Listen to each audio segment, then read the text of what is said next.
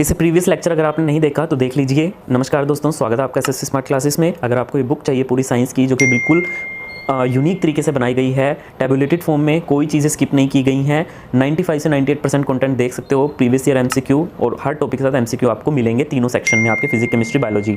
अब बहु प्रिंसिपल तो एक जर्मन शब्द है जिसका अर्थ है एक एक करके जोड़ना, निर्माण करना। तो इस सिद्धांत के अनुसार जो कक्षाएं हैं उसमें इलेक्ट्रॉन में के प्रवेश का जो क्रम है वो निम्न ऊर्जा स्तर से अधिक ऊर्जा स्तर वाली कक्षाओं की ओर होता है। अर्थात इलेक्ट्रॉन पहले अपने कम ऊर्जा स्तर वाले कोशों अथवा ऑर्बिटल्स में भरे जाते हैं और उसके पश्चात अधिक ऊर्जा स्तर वाले उपकोशों अथवा कक्षकों में भरे जाते हैं, और यही भरना इनका इलेक्ट्रॉनिक कॉन्फ़िगरेशन कहलाता है। आप सब शेल और जो ऑर्बिटल्स हैं उनका एनर्जी क्रम, मतलब किसकी एनर्जी सबसे ज़्यादा होती है, तो आप ये देख लीजिए 1s 2s 2p 3s 3p 4s 3d 4p 5s 4d, और 5p की उससे ज़्यादा, 6s की उससे ज़्यादा, 4f की उससे ज़्यादा, 5d की उससे ज़्यादा, 6p की उससे ज़्यादा। ये अबव प्रिंसिपल के अकॉर्डिंग भरी जाएंगी, मैं आगे आपको बताऊँगा। उसके बाद देखिए orbit, subshell, maximum and orbitals. जो आपके k = 2 के लिए, आपके ऑर्बिट के लिए जो मैक्सिमम इलेक्ट्रॉन भरे जाएंगे वो 2 भरे जाएंगे। सबशेल कौन सी है आपकी s, और किस तरीके से भरे जाएंगे, आपके हुन्स नियम के अनुसार ये भरे जाते हैं। ये ऑर्बिटल्स हो गया आपका सब लेवल का, इस तरीके से l = 8, सो 2 6 इसके ये डिवाइडेशन होगा s और p में। m = 18 sp_d, 2 6 10, d में 10 इलेक्ट्रॉन होंगे। n = 32 में sp_d_f, मतलब 2 6 10 और 14, f में मैक्सिमम 14 इलेक्ट्रॉन आ सकते हैं। तो ये आ गया अबव प्रिंसिपल। ये इस तरीके से चलता है आपका 1s 2s 2p लिख दो, फिर 3s 3p लिख दो, 3d लिख दो, 4s 4p 4d 4f।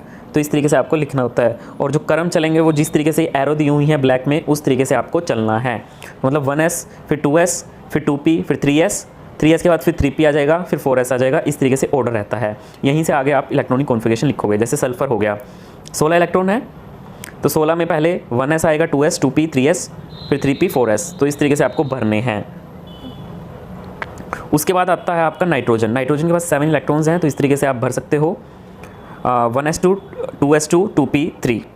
आपको ये भी पता होगा कि s में मैक्सिमम 2 इलेक्ट्रॉन आ सकते हैं, p में मैक्सिमम आपके जो इलेक्ट्रॉन आ सकते हैं वो आ सकते हैं यहाँ पे, जैसे मैंने आपको बताया था, p में आपके 6 इलेक्ट्रॉन आ सकते हैं, d में 10 एंड f में 14। तो इस तरीके से आप कार्बन का बना सकते हो 1s2 2s2 एंड 2p2, और इस तरीके से एल्यूमिनियम। मतलब एनर्जी आपको पता होनी चाहिए किस किस तरीके से आपके शेल अरेंज होंगे। पहले 1s आएगा, 2s आएगा, 2p क्या आएगा अबव प्रिंसिपल के अकॉर्डिंग, और फिर आप इलेक्ट्रॉन पता कीजिए कि s ऑर्बिटल मैक्सिमम कितने इलेक्ट्रॉन आ सकते हैं, उस तरीके से आपको भरना है। आगे है क्वांटम नंबर। 4 क्वांटम नंबर होते हैं, principal, azimuthal, magnetic and spin.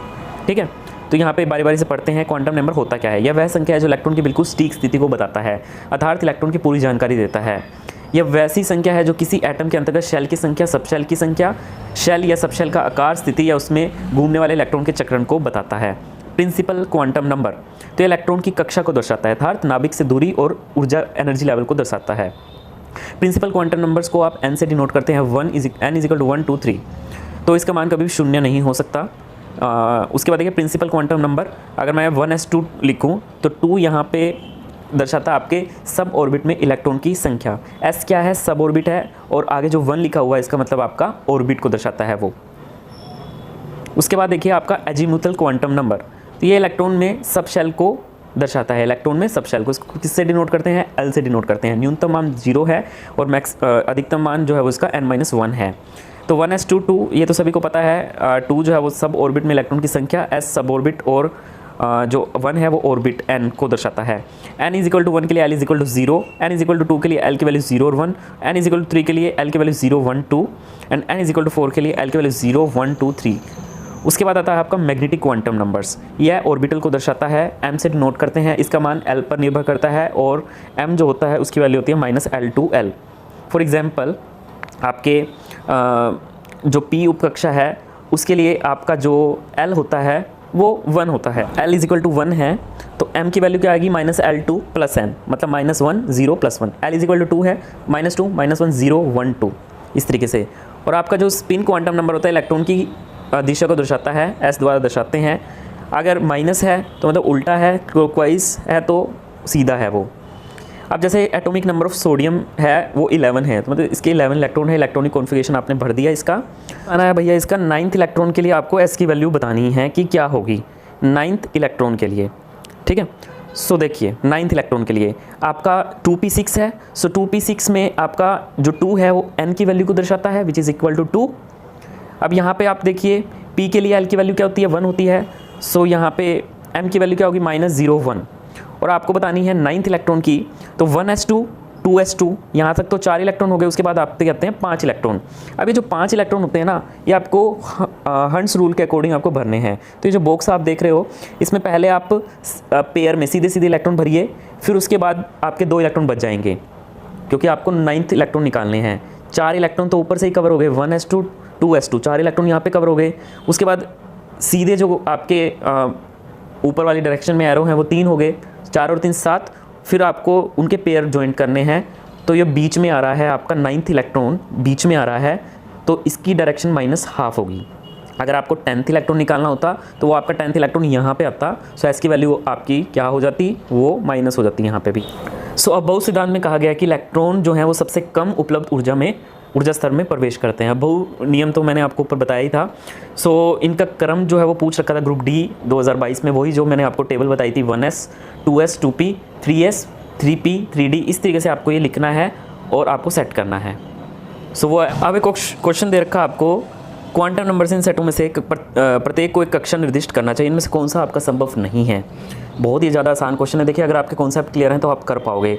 n is equal to 2 के लिए l की वैल्यू कभी भी 2 हो ही नहीं सकती क्योंकि मैंने आपको बताया था कि जो l होता है वो n-1 के बराबर होता है, तो यानी कि वो n से कम होगा।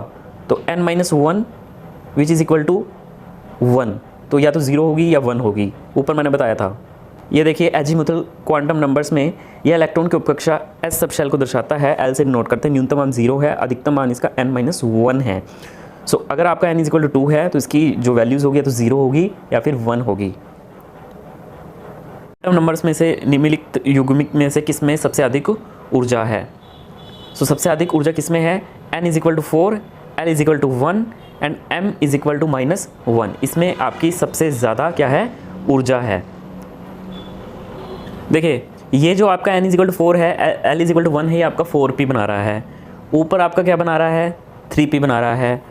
b में क्या बना रहा है आपका 3, l is equal to 2, l is equal to 2 आपके लिए किसके लिए होता है, SPD, d के लिए होता है आपका, तो 3d। सो सबसे ज़्यादा किसकी होगी आपकी 4p की होगी। यहाँ पे देख लीजिए ये 3d से ज़्यादा आपकी होगी 4p की। स्पिन क्वांटम नंबर में कितने मान संभव हैं, 2। इनमें से निम्नलिखित कौन से 4d इलेक्ट्रॉन के लिए 4 क्वांटम संख्याओं के सही समूह को दर्शाता है, n, l, m और s। तो ये d आपका बिल्कुल सही है, ठीक है। ये क्वेश्चन पूछा आया था 4d के लिए। सो 4d को बिल्कुल ये करेक्ट जो है वो दर्शाता है। 4d इलेक्ट्रॉन को आपने भरना है। d के लिए आपकी l की वैल्यू 2 होगी, बिल्कुल करेक्ट है ये आपका। उसके बाद देखिए मुख्य क्वांटम संख्या निर्धारित करती है नाभिक से इलेक्ट्रॉन की दूरी।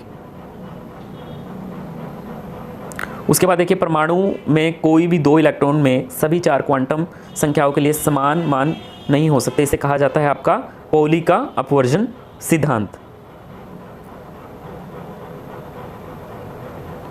कैल्शियम के 13 इलेक्ट्रॉन की क्वांटम संख्या क्या होगी, ये तो आप सभी कर लोगे, 3 1 -1 एंड हाफ। तो कैल्शियम का इलेक्ट्रॉनिक कॉन्फ़िगरेशन लिख देना और फिर उसके बाद जो 13 इलेक्ट्रॉन है उसके बारे में आप बॉक्स बना के कर लेना। यहाँ पे मैं एक चीज़ और बताना भूल गया आपको, जैसे एटॉमिक नंबर ऑफ सोडियम 11 है, इट हैज़ 11 इलेक्ट्रॉन। सो आपको 9th इलेक्ट्रॉन की पूरी इन्फॉर्मेशन आपको देनी है कि क्या उसके लिए n है, क्या उसके लिए l है, क्या उसके लिए m है, क्या उसके लिए s है। तो यहाँ पे देखिए आपने इलेक्ट्रॉनिक कॉन्फ़िगरेशन बना दी। इलेक्ट्रॉनिक कॉन्फ़िगरेशन में स्टार्टिंग से देखिए 1s2 है, 2s2, तो मतलब ये तो निकल गया, 4 इलेक्ट्रॉन निकल गए। उसके बाद आपके आते हैं 5 इलेक्ट्रॉन बचते हैं, 4 और 5 9, 9वें इलेक्ट्रॉन का पूछा है तो वो 2p6 के अंदर ही होगा। आपने बॉक्स बना दिया। सो बॉक्स में आपको हुन्स नियम के अकॉर्डिंग पहले एक इलेक्ट्रॉन भरना है और फिर बाकी उसके डाउन पेयर में आपको, ठीक है, मतलब एंटी क्लॉकवाइज आपको नीचे साइड से भरना है। तो जो 9th इलेक्ट्रॉन है वो सेंटर में आ गया। तो यहाँ पे देखिए इसके लिए जो आपकी m, मतलब आपको ये जो बॉक्स है ये इस तरीके से भरना है, -1 0 1। तो आपका जो 9th इलेक्ट्रॉन है उसके लिए m की वैल्यू होगी 0 और जो 9th इलेक्ट्रॉन है s इज इक्वल टू -½ हो गया, n is equal to 2 because 2p6 की बात हो रही है। तो n जो होता है वो डिनोट करते जो आगे इसका डिजिट लगा होता है, करवा चुका हूँ मैं। और जो l होता है वो p के लिए वो होता है आपका 1। ये देखिए N is equal to 4, 0 1 2 3 4 and P के लिए आपका L क्या होता है 1 होता है। तो वीडियो अच्छी लगी तो प्लीज़ लाइक शेयर सब्सक्राइब जरूर कीजिए। धन्यवाद।